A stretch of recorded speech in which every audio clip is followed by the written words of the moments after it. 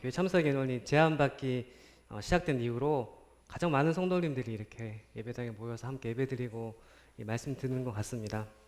우리 오랜만에 옆에 앉아 계신 성도님 얼굴도 한번 보시면서 인사 한번 하시면 어떨까요? 저는 사회자님이 해주실 줄 알았는데 안 해주셔서 옆에 정말 오랜만에 이렇게 그래서 너무 좋고 정말 저희가 그동안 막 그리웠던 그런 장면이 아닌가 싶습니다. 이렇게 함께 모여서 예배 드리는 게 이렇게 좋은 건데 그렇게 못했던 것 같아서 너무 좀 아쉬웠는데 그래도 이제부터라도 그렇게 같이 찬양 드리고 예배 드리고 말씀 드릴 수 있어서 참 감사가 되는 것 같습니다. 자, 우리 성도님들은 지금까지 살아오시면서 가장 긴장되셨던 순간이 어떤 순간이세요? 한번 생각해 보시겠어요? 제가 지금까지 살아오면서 언제 가장 긴장됐었는지 혹시 생각나는 것들이 좀 있으신가요?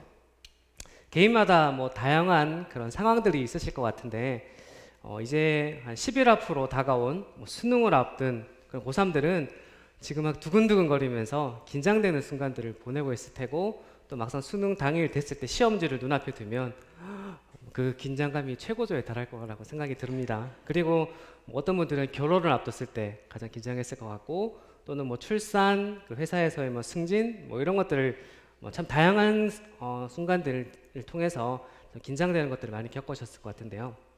저는 최근에 이 두 번의 긴장되는 그런 순간을 경험했습니다. 그래서 잠깐 좀 소개를 드리고 싶고요. 첫 번째는 코로나입니다. 멀게만 생각되었던 그런 코로나가 드디어 이제 제 곁에도 찾아왔습니다. 저희 사무실에 이 코로나 의심 증상을 보이는 사람이 한 명 있어서 저희 전체 직원이 다 검사를 했는데 전 그 한 명이 양성일까라고 생각했더니 12명이 양성자가 나왔습니다. 그리고 저희 팀에도 한 4, 5명의 양성자가 나와서 전 당연히 밀접 접촉자로 분류돼서 15일 동안 격리 생활을 했었고요. 솔직히 이게 자가격리 통지서 받아보신 적 있으신가요? 격리가 되면 이렇게 통지서가 날라옵니다. 집으로 날라오고 언제부터 언제까지 격리를 하세요라고 이렇게 자가격리 통지서를 받게 되고 이거 플러스로 이제 구호 물품이라고 해야 될까요? 격리 물품이 음식과 함께 풍성하게 집으로 오더라고요. 그래서 네, 너무 잘 먹었고 나름 2주 동안 좀 편하게 저는 쉰 것 같아요. 그동안 이렇게 쉬어보지 못했는데 늦잠도 자보고 나름 이렇게 좀 쉬고 이렇게 했었는데 혹시나 저 때문에 가족들이 코로나에 옮지 않을까 그리고 저 때문에 교회가 힘들지 않을까 많이 걱정하면서 이렇게 2주 정도를 보냈던 것 같습니다. 하지만 이렇게 다행히 코로나 걸리지 않아서 이렇게 교회 나오게 됐고 또 이렇게 성도님들 만나게 돼서 모든 게 하나님의 은혜였다라는 생각이 듭니다. 두 번째 또 한 번의 최근에 긴장되는 순간이 있었는데 성도 혹시 이런 편지 받아보신 적 있으신가요? 혹시 받아보신 적 있으신가요? 찬영 형제가 자주 보는 그런 것 같은데 증인으로 출석하라는 법원에서 온 증인 출석 요구서라는 편지를 한 달 전에 제가 받았습니다. 그래서 태어나서 처음으로 법원에 증인으로 제가 서는 일이 있었고요. 제가 회사에서 2015년부터 개발했던 제품이 있었는데 여러 가지 상황들로 인해서 처음 계획했던 수량만큼 판매가 안 됐습니다. 근데 저희한테 이제 물건을 사는 저희 고객이죠. 고객이 일방적으로 거래를 끊어버리는 상황이 돼서 저희가 투자했던 수십억 원의 돈을 받지 못하는 좀 그런 상황이 됐어요. 그래서 제가 그때 개발을 주도했기 때문에 증인으로 서라. 그리고 그때 있었던 일들에 대해서 증언을 해라라는 의미로 증인 출석하는 요구서를 받았습니다. 이 TV나 영화에서 이 증인이 서는 것들을 본 적이 있거든요. 어떤 기분이냐면 이게 법원의 복도입니다. 이 복도에서 대기를 하고 있어요. 이렇게 자기 차례가 올 때까지 대기를 하고 있고 위에 보시면은 마치 병원에서 제 차례 기다리는 것처럼 이렇게 순서가 있거든요. 그래서 무슨 사건 대기 중이고 진행되고 제가 그날 10월 7일 날 증인으로 섰었는데 딱 한 달 전인 것 같네요. 그때 제가 제일 마지막 순서였습니다. 여기 이제 무슨 원고 누구 피고 누구 이렇게 해서 이렇게 해서 대기를 한 1시간 정도 대기를 하고 들어갔었습니다. 재판 증인으로 서면 제일 먼저 뭘 할 것 같으세요? 선서를 합니다. 네, 영화에서처럼 멋있게 하려고 했는데 증인석에 가면 이렇게 선서 문구가 있고요. 그래서 양심에 따라 숨김과 보탬 없이 사실 그대로 말하고 뭐 이렇게 이제 증인 누구누구 하고 선서를 하고 자리에 앉아서 이렇게 변호사들의 질문에 대답을 이렇게 하게 됩니다. 사실 처음 경험하는 거였기 때문에 굉장히 떨렸고, 또 한편으로는 제가 잘못한 게 없는데도 괜히 두려운 마음, 뭐 이런 마음이 막 들었습니다. 그래서 실제 증인석에 서서 이제 반대쪽에는 법무법인을 2개를 써서 저희를 공격을 했고, 저희 1개를 가지고 이렇게 대응을 했었는데 1시간 반 정도를, 굉장히 좀 길다고 하더라고요. 1시간 반이면 1시간 반 동안 이렇게 막 질문을 받고 대답을 했던 그런 경험이 있습니다. 근데 들어가기 전에 기도를 했었습니다. 제가 떨지 않고 또 솔로몬과 같은 지혜를 허락해 주셔서 잘 대응하게 해달라고 기도를 했고, 또 실제로 이제 경험하는데 거짓말같이 하나도 안 떨리는 겁니다. 그래서 제가 할 수 있는 답변을 최선을 다해서 답변을 하고 끝났던 그런 기억이 있습니다. 사실 이 증인에 서기 전에 굉장히 많이 준비를 했었거든요. 제가 그때 동안 했던 그런 설계했던 내용들을 확인하고, 주고받았던 메일들을 확인하고, 회의록들을 확인하면서 혹시나 제가 잘못 대답하는 게 없는지, 잘못 알고 있는 게 없는지를 정말 꼼꼼하게 보고 이 증인석에 섰던 기억이 있습니다. 그런데도 굉장히 떨렸었거든요. 그런데 만약 우리 성도님들이 이 제가 아무런 잘못도 하지 않고 섰던 법원에서도 이렇게 떨리는데, 우리가 나중에 하나님 앞에 섰을 때 우리가 어떤 마음이 들지에 대해서 한번 생각해 봤습니다.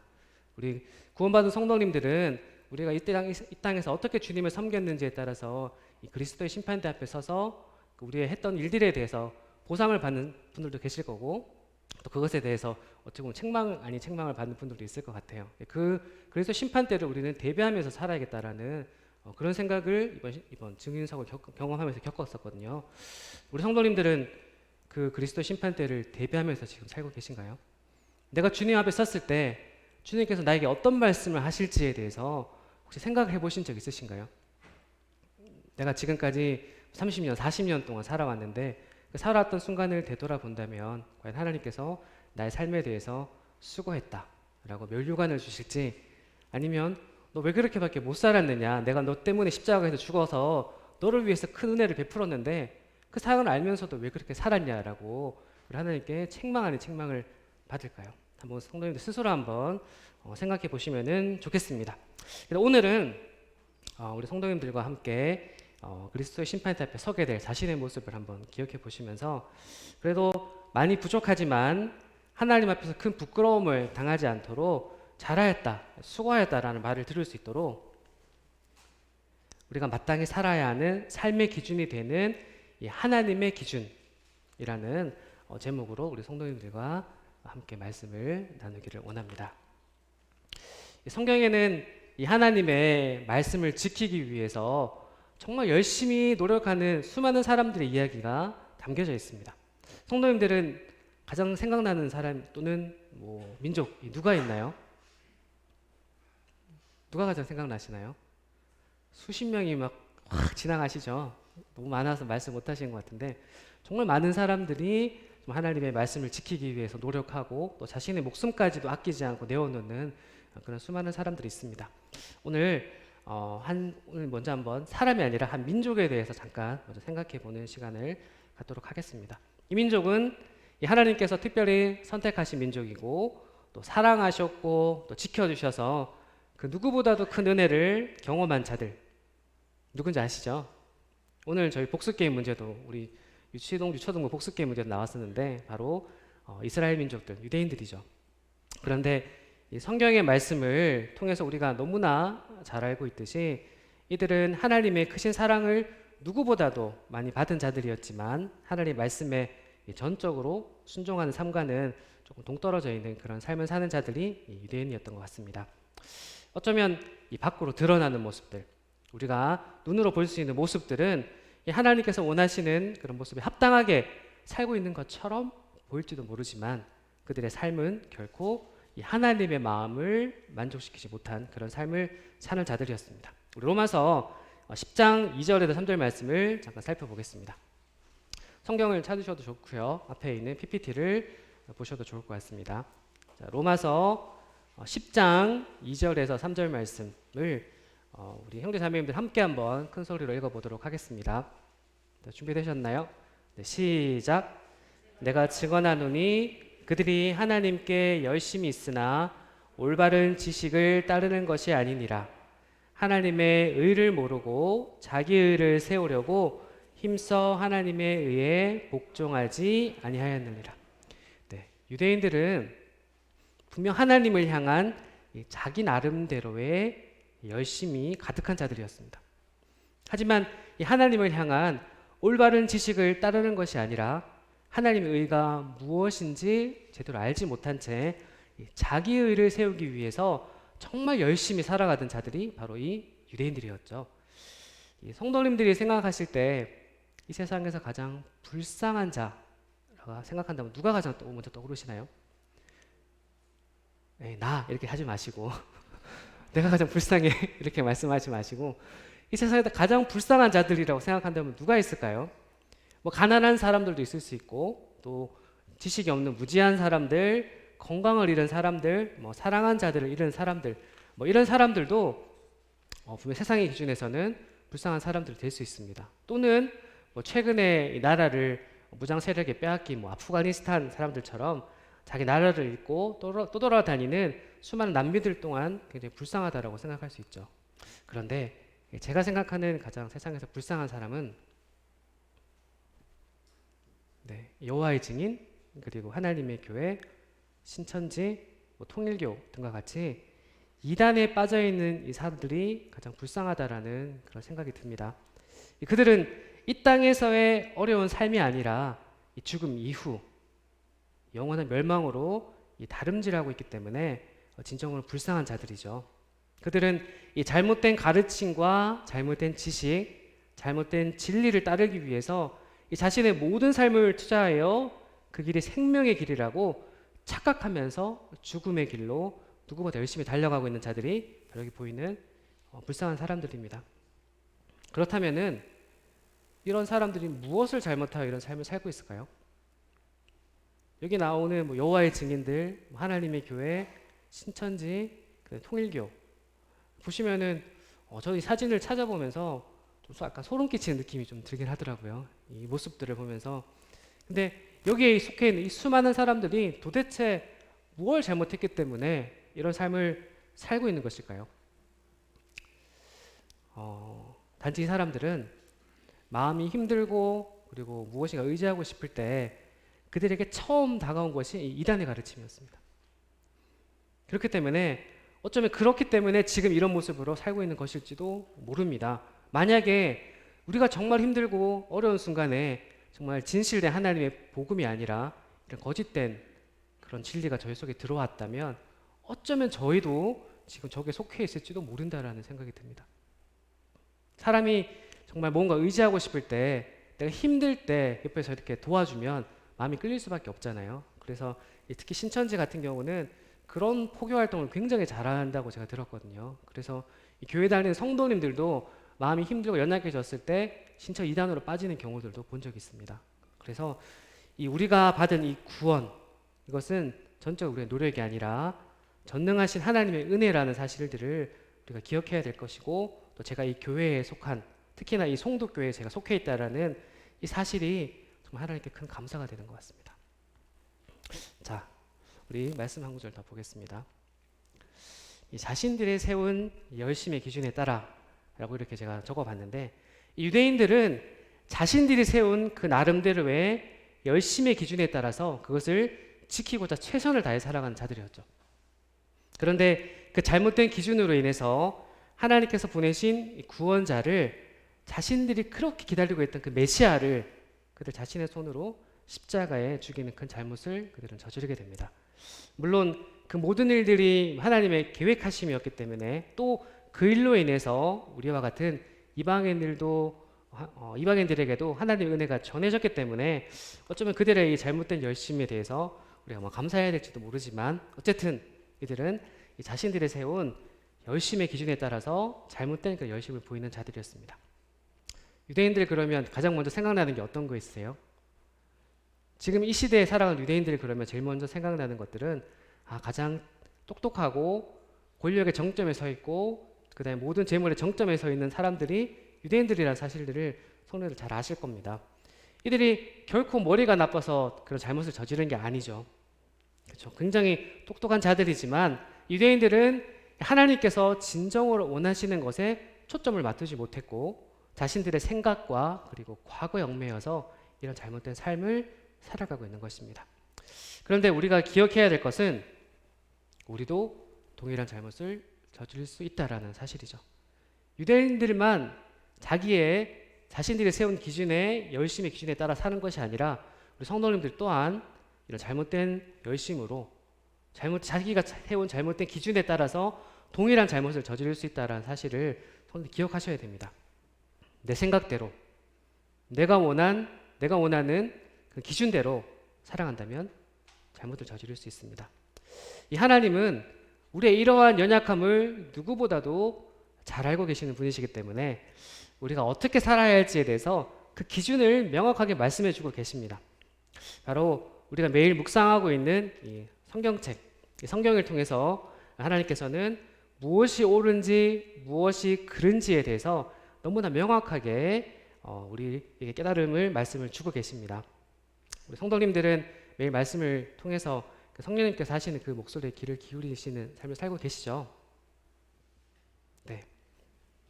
근데 우리는 종종 이 성경에서 말씀하신 것을 다른 게 아니라 성경에서 말씀하시고 있는 것을 지키기 위해 노력하는 과정 속에서 실패를 경험할 때가 있는 것 같습니다. 근데 이 실패 순간들을 되돌아보면 항상 하나님께 모든 것을 맡겨서 그 일을 하는 게 아니라 내 생각대로 또 어떻게든 그것을 이루어 보려고 노력한 결과 하나님이 아니라 내가 드러나고 또 실패를 하고 또 나의 잘못된 노력으로 인해서 이 하나님의 영광이 가려워지는 그런 순간들이 있는 것 같습니다. 성령님께서 말씀하시는 이 기준에 합당한 삶을 살아가고자 최선의 삶을 살아야겠지만 이 자신의 생각과 기준에 따르는 것이 아니라 자신을 낮추고 자기 생각을 버리고 오직 하나님의 기준으로 살아가고자 힘쓰는 성도님들이 되셔야 할 것 같습니다. 그러면 우리 조금 전에 유대인들에 대해서 그 잘못된 모습을 살펴봤는데 조금 범위를 좁혀서 그 유대인 중에 한 인물에 대해서 잠깐 살펴보겠습니다.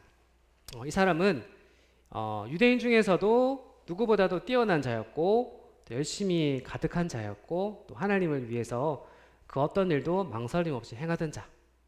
누굴까요? 네, 바울 맞습니다. 우리 사도행전 22장 3절에서 5절 말씀을 같이 한번 살펴보겠습니다. 우리 형제 자매님들 한 절씩 나눠서 한번 읽어보겠습니다. 형제님들 먼저 읽어주시고 자매님들 너무 짧네요. 그렇게 하니까 다 같이 한번 큰 소리로 한번 읽어보도록 하겠습니다. 네, 시작. 나는 유대인으로 길리기아 다소에서 났고 이 성에서 자라 가말리엘의 문화에서 우리 조상들의 율법에 엄한 교훈을 받았고 오늘 너희 모든 사람처럼 하나님께 대하여 열심히 있는 자라. 내가 이 돌을 박해하여 사람을 죽이기까지 하고 남녀를 결박하여 옥에 넘겼노니 이에 대제사장과 모든 장로들이 내 증인이라. 또 내가 그들에게 다메섹 형제들에게 가는 공문을 받아 가지고 거기 있는 자들도 결박하여 예루살렘으로 끌어다가 형벌받게 하려고 가다니. 이 성도님들이 이 바울에 대해서는 너무나 많이 들으셨고 누구보다 잘 알고 계실 거라고 생각이 듭니다. 이 바울은 유대인 중에서도 그 누구보다도 하나님을 사랑하고 하나님의 말씀을 지키고자 노력하는 사람이 바로 이 바울이었습니다. 그런데 이 갈라디아서 말씀을 통해서 바울은 스스로에 대해서 이렇게 평가를 하고 있습니다. 갈라디아서 1장 14절 말씀을 보면 내가 내 동족 중 여러 영갑자보다 유대교를 지나치게 믿어 내 조상의 전통에 대하여 더욱 열심히 있었으나. 이 바울은 이 스스로에 대해서 동족들 중에서 누구보다도 열성이 가득하고 하나님 향한 사랑이 가득한 자라고 스스로 이야기를 하고 있습니다. 그렇기 때문에 이 자신의 기준에서 하나님의 신성을 모독하는 사람들을 누구보다 앞장서서 핍박하는 자였고 또 그들의 죽음을 당연시 여기는 자가 바로 이 바울이었죠. 이 사도행전 7장 57, 58절 그리고 8장 1절에 보면 이 스데반이 죽임을 당하는 그런 장면이 나옵니다. 우리 성도님들 이 장면을 잘 아시지만 이 바울의 모습을 조금 더 살펴보기 위해서 말씀을 잠깐 살펴보겠습니다. 제가 읽어보겠습니다. 그들이 큰 소리를 지르며 귀를 막고 일제히 그에게 달려들어 성 밖으로 내치고 돌로 칠세 증인들이 옷을 벗어 이 사울이라는 청년의 발 앞에 두니라. 사울은 그가 죽임 당함을 마땅히 여기더라. 말씀에서 살펴보신 것처럼 이 사울은 이 하나님을 향한 잘못된 열심으로 이 그리스도인들을 핍박하였고, 그리고 그들이 당하는 죽음에 대해서 당연히 마땅히 여기는 그런 자가 바로 이 바울이었습니다. 그런데 이 바울의 이러한 하나님에 대한 열심에 대해서 정작 하나님께서는 좋아하지 않으셨어요. 성도님도 혹시 이런 경험 해보신 적 있으신가요? 누군가를 위해서, 누군가를 기쁘게 하기 위해서 최선의 노력을 다했지만 정작 그 대상은 그 행동에 대해서 기뻐하지 않고 반대로 화가 나고 짜증이 나고 심지어 그런 행동으로 인해서 이 두려운 마음이 드는 그런 경험 혹시 해보신 적 있으신가요? 저는 몇 번 있었던 것 같아요. 자매를 기쁘게 하게 했는데 제가 잘못해가지고 잘 못했던 그런 경험들이 있었던 것 같은데, 성도님들도 본의 아니게 내가 열심을 했지만 그 상대방의 마음을 제대로 알지 못하고 열심을 해서 보여서 반대로 이렇게 실망을 줬던 그런 경험들이 있으셨을 것 같아요. 세상에서는 이런 모습을 보고 뭐라고 하나요? 스토킹이라고 그럽니다. 스토킹의 정의를 보면 이 타인의 의사에 반하여 다양한 방법으로 타인에게 공포와 불안을 반복적으로 주는 행위가 스토킹입니다. 혹시 우리 성도님들은 하나님께 스토킹하고 계시진 않으신가요? 하나님께 정말 영광을 돌려드리고 있는 것처럼 내 삶의 모든 것들을 드리고 있지만 정작 그것을 받으시는 하나님은 기쁘시지 않고 실망을 하게 되고, 혹시나 그것 때문에 화가 나시는 그런 일들을 우리가 지금 하고 있지 않는지 한번 생각해 보시면 좋을 것 같습니다. 나로 인해서 다른 성도님들이 혹시나 힘들어하지 않는지 이 다른 사람 입장에서 한번 생각해 보시면 좋을 것 같아요. 그리고 어떤 행동을 하기 전에 이 하나님의 마음이 어떠실지에 대해서도 한 번 더 생각해 보고 한 타이밍을 늦게 가더라도 생각해 보고 행동을 옮기시면 좋을 것 같습니다. 자, 우리를 사랑하시는 이 하나님을 향한 열심은 너무나도 필요하고 중요한 것입니다. 그런데 그 방향과 또 그 기준이 잘못되었을 때는 이 하나님의 마음을 슬프게 할 수도 있고, 또 그 잘못된 행동으로 인해서 다른 사람 또는 우리 가정, 더 나아가서는 이 교회 전체를 힘들게 하는 그런 문제를 일으키는 원인이 될 수도 있습니다. 교회를 힘들게 하시는 분들을 보면 교회 잘 안 나오시는 분들 아니에요. 뒤에서 조용히 계신 분들은 절대 아니거든요. 항상 누구보다 열심히 일하시고 누구보다 앞에서 열정적으로 하시는 분들 때문에 교회가 힘들어지는 것들을 참 많이 경험하는 것 같습니다. 그래서 내가 하는 이 열심이 하나님의 기준에서 하나님 원하시는 열심을 그런 삶을 살고 있는지를 한번 보시면 좋을 것 같습니다. 우리 아까 읽었던 로마서 10장 3절 말씀 다시 한번 살펴보겠습니다. 하나님의 의를 모르고 자기 의를 세우려고 힘써 하나님의 의에 복종하지 아니하였느니라. 이 말씀을 묵상하면서 혹시 지금 나의 모습이 이렇지 않은지 한번 곰곰이 생각해보고 또 저의 모습을 점검해 보았습니다. 그런데 제 모습을 살펴보면 알게 모르게 이 자기 의를 세우기 위해서 힘써 하나님의 의에 복종하지 않았던 그런 저의 모습을 많이 발견하게 된 것 같아서 부끄러웠습니다. 물론 이 성도님들 보시기에 밖으로 드러나 보이는 모습은 저 형제는 하나님의 의를 세우기 위해 열심으로 하는 것 같아 라고 생각할지 모르지만 정작 제 내면의 깊숙한 곳에서 일어나는 마음은 이 하나님의 영광을 나타내기 위함이 아니라 제 자신의 만족을 위해서, 또 다른 사람으로부터의 이 칭찬을 듣고 싶어하는 그런 마음이 동기가 돼서 열심을 내고 있었던 저를 발견할 때가 있었던 것 같습니다.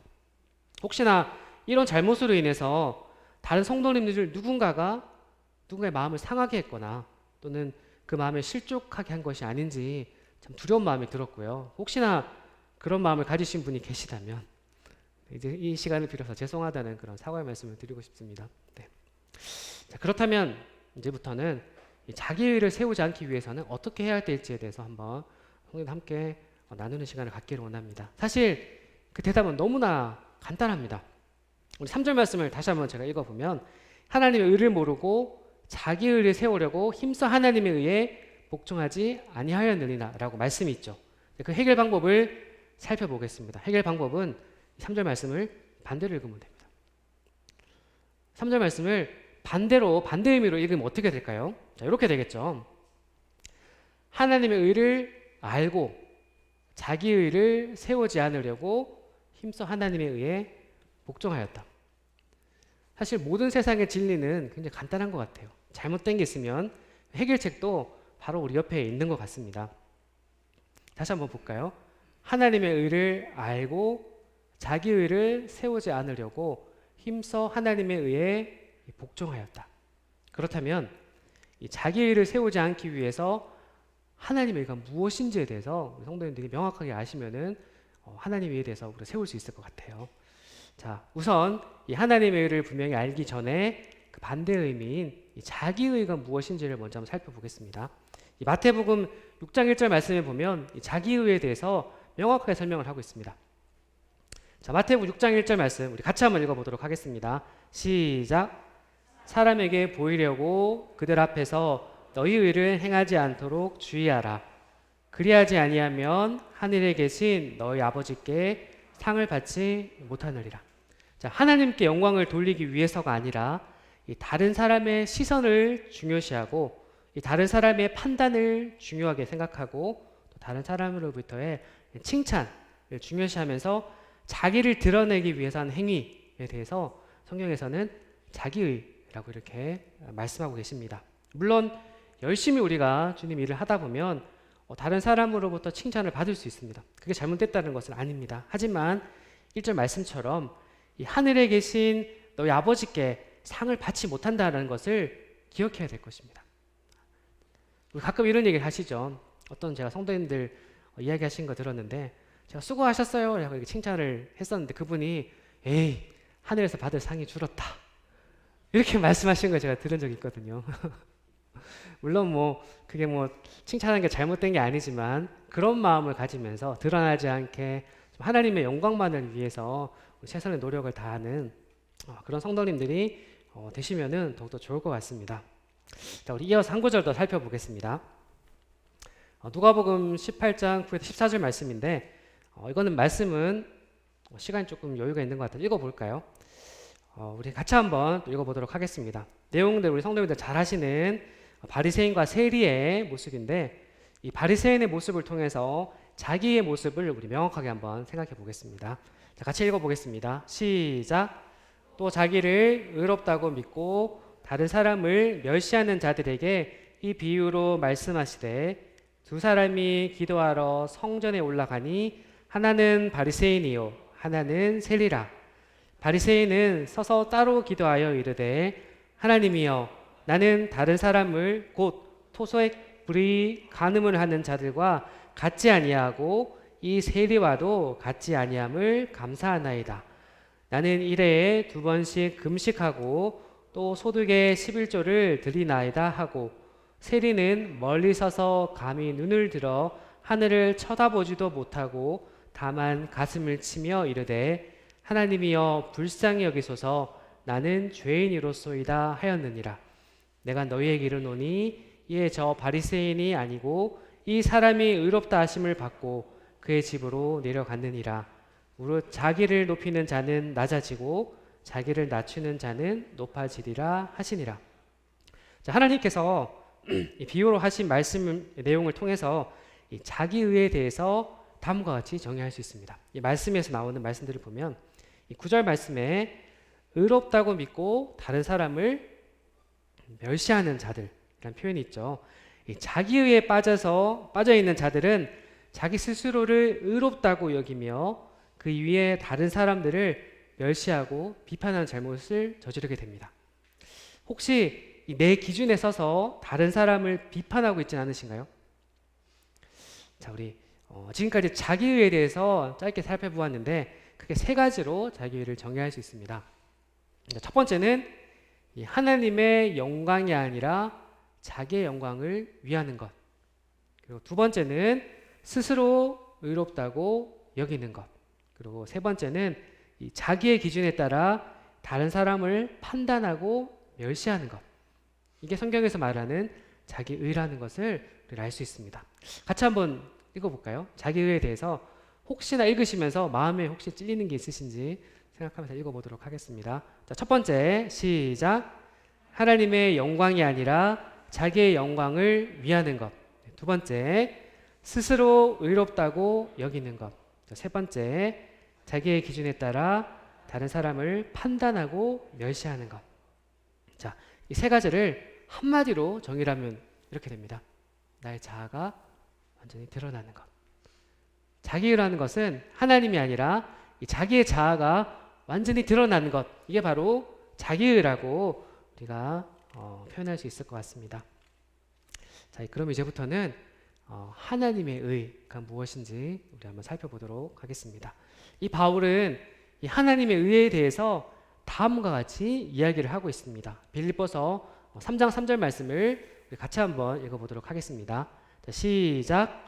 하나님의 성령으로 봉사하며 그리스도 예수로 자랑하고 육체를 신뢰하지 아니하는 우리가 곧 할례파라. 자, 이 빌립보서 3장 3절 말씀을 이 세 번역 성경으로 다시 한번 읽어보겠습니다. 자, 하나님의 영으로 예배하며 그리스도 예수 안에서 자랑하며 육신을 의지하지 않는 우리들이야말로 참으로 할례받은 사람들입니다.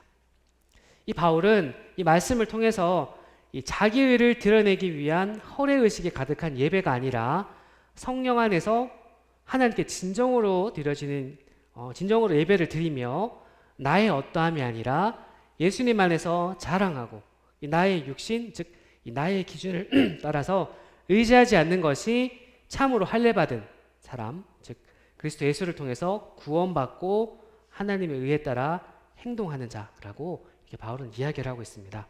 이 하나님의 의에 대해서 몇 구절 더 살펴보겠습니다. 이 로마서 10장 3절 말씀에 보면 로마서 10장 3절 말씀 우리 읽었던 거 반대로 읽었었죠. 그것처럼 이 자기의 앞에서 우리 세 가지를 정의했었죠. 이 자기의를 한번 바꿔서 한번 읽으면서 하나님의 의를 한번 살펴볼게요.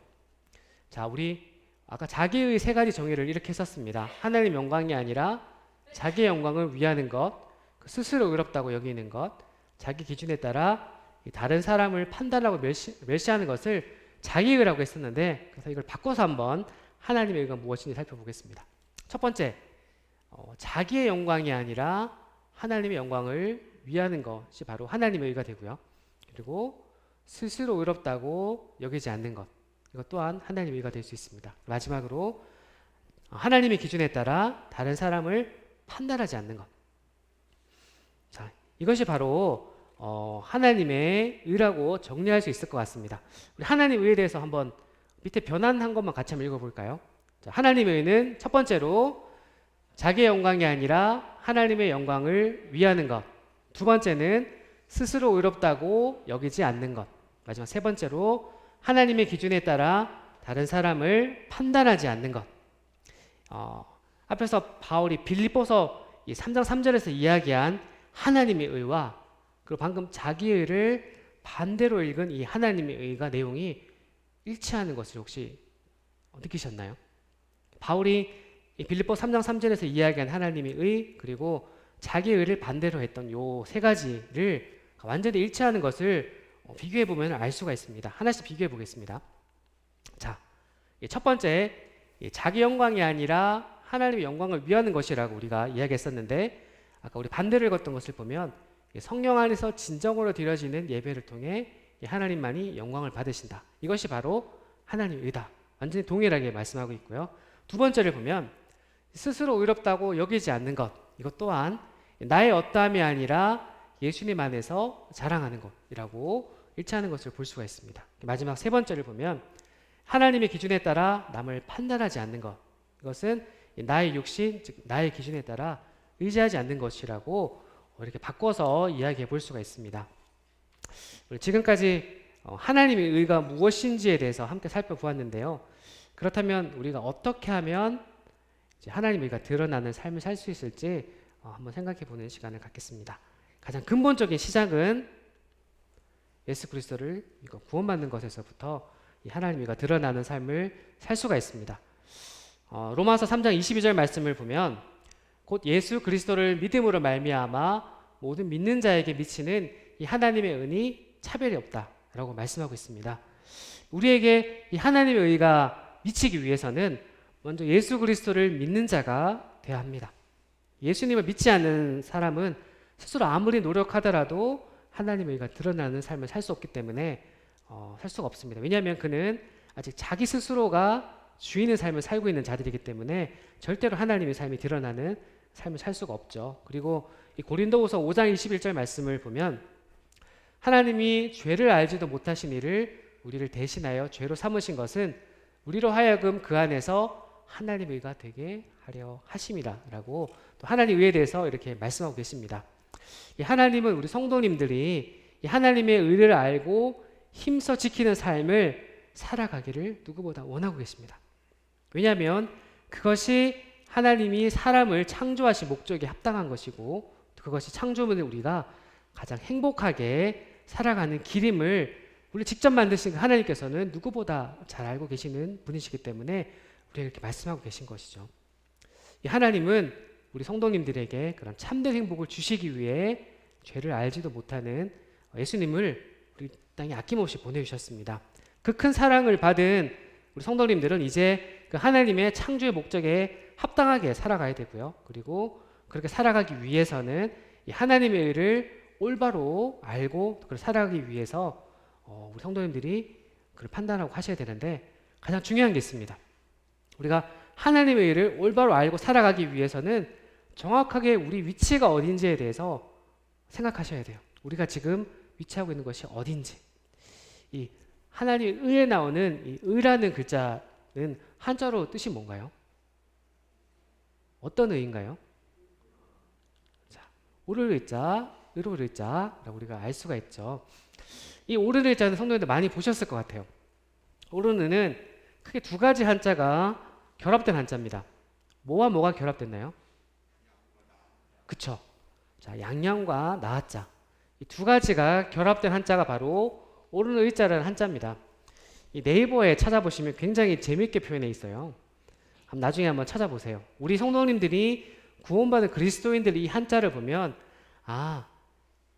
어린 양이신 예수님께 내가 아래 속해 있을 때 내가 옳은 삶을 살 수 있구나라고 당연히 이 한자를 보면은 판단하시는데 세상에서는 어떻게 판단하냐면 이 양양자와 옳을 이자가 있는데 예전에는 그 양의 뿔로 만든 그 높은 창 같은 게 있었는데 양의 뿔을 그 창 높이 달고 있는 자를 따르면 뭐 옳은 삶을 살 수 있다라는 식으로 이 한자를 풀이를 해놨습니다.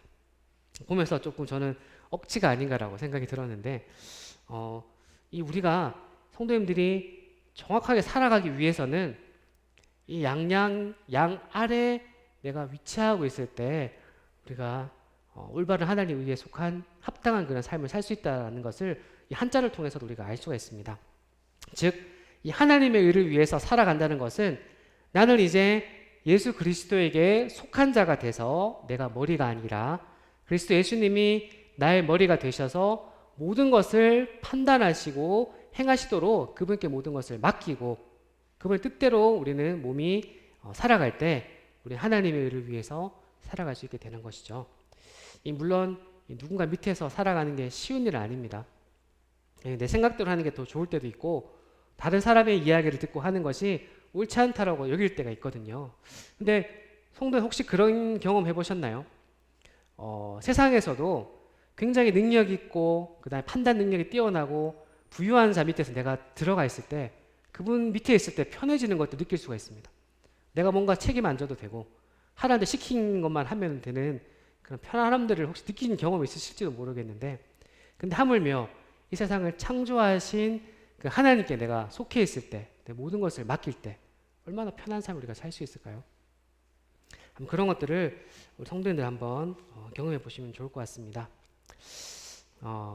우리 가끔 이 교회를 하다 보면 자기가 드러날 때가 종종 있는 것 같습니다. 저도 그런 것들을 경험한 적이 있고요. 어쩌면 성도님들도 그런 경험을 하신 적이 있지 않을까라는 생각이 듭니다. 이 무언가를 하기 위해서 열정 가득하게 열정이 넘치고 또 그 사역에 대해서 애착이 강할 때 하나님 영광보다는 자기 자신의 의가 드러나는 그런 실수를 범하기 쉬운 상태가 되고요.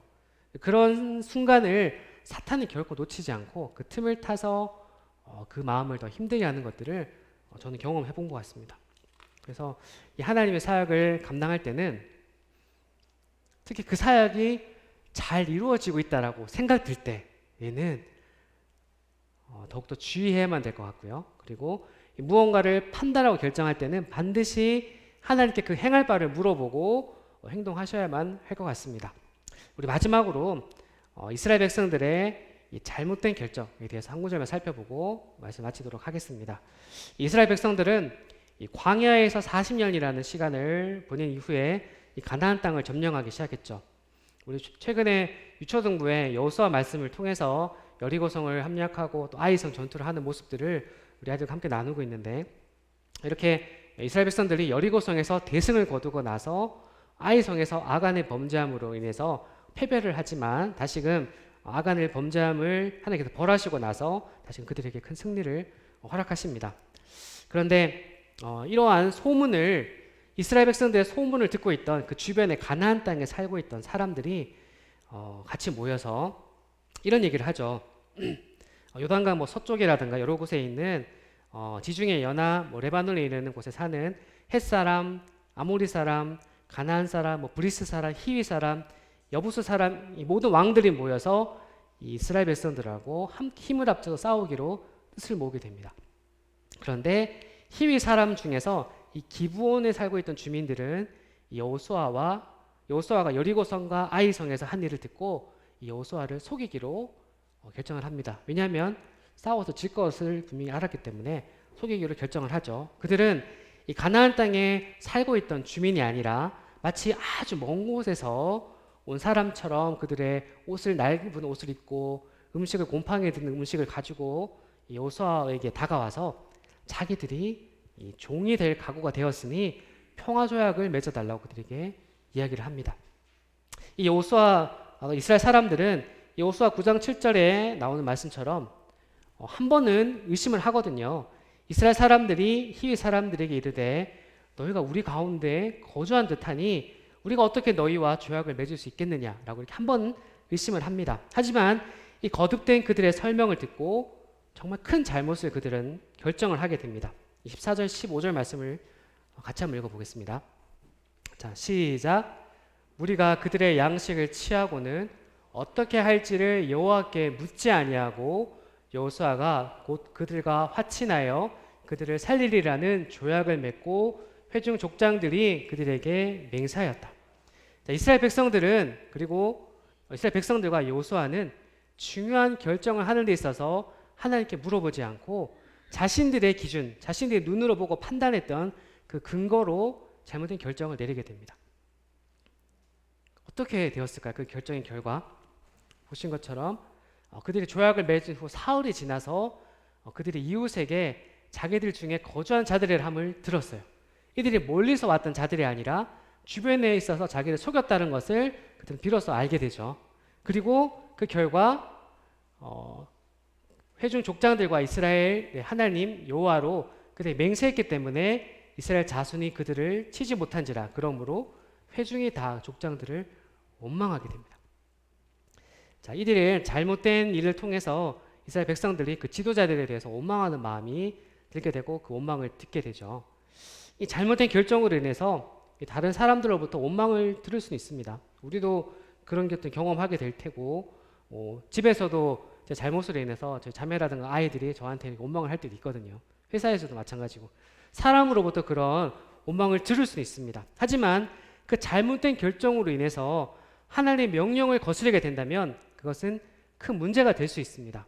지금 이 여호수아와 장로들이 했던 이 결정은 하나님의 뜻을 거스르는 결과를 초래하게 됩니다. 이 여호수아 9장 19절 말씀에 보면 모든 족장이 온 회중에게 이르되 우리가 이스라엘의 하나님 여호와로 그들에게 맹세하였기 때문에 이제는 그들을 건드리지 못한다라고 표현했습니다. 하나님께서 그 땅의 모든 거민들을 멸하고 그 땅을 차지하라고 명령하셨는데 이제 그들은 그 명령을 지키지 못하게 됐어요. 자기의 판단의 기준에 따라서 결정하고 행동했기 때문에 하나님의 말씀을 거슬리는 결과가 드러나게 된 것입니다.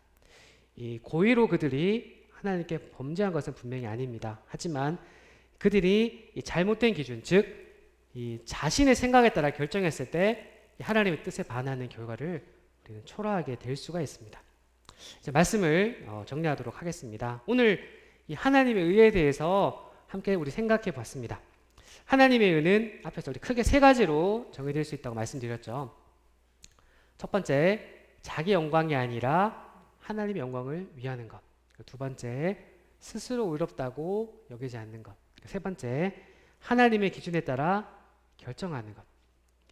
혹시 지금 이 순간 예상치 못한 그런 어려움 속에 있는 성도님들이 혹시 계시지 않으신가요? 혹시 나의 잘못된 선택과 결정으로 인해서 그런 어려움에 처해 있는 것이 아닌지, 혹은 저의 잘못된 결정과 판단에 의해서 다른 누군가가 힘든 상황에 처해 있지 않은지 스스로 한번 생각해 보시면 좋을 것 같습니다. 그리고 오늘 말씀을 기억하시면서 이제는 자기의 의를 위해서 사는 자가 아니라 하나님의 의를 위해서 사는 자가 되기 위해 우리 삶 속에서 크고 작은 모든 결정의 순간에 그 행할 바를 먼저 하나님께 구하는, 그리고 자기의 높아지가 영광이 아니라 하나님의 영광과 하나님의 기뻐하심을 따라서 결정하고 행하는 우리 인천 성도교회 성도님들이 되셨으면 좋겠습니다. 이렇게 하실 수 있으시죠? 네, 그럼 이상 말씀 마치겠습니다. 감사합니다.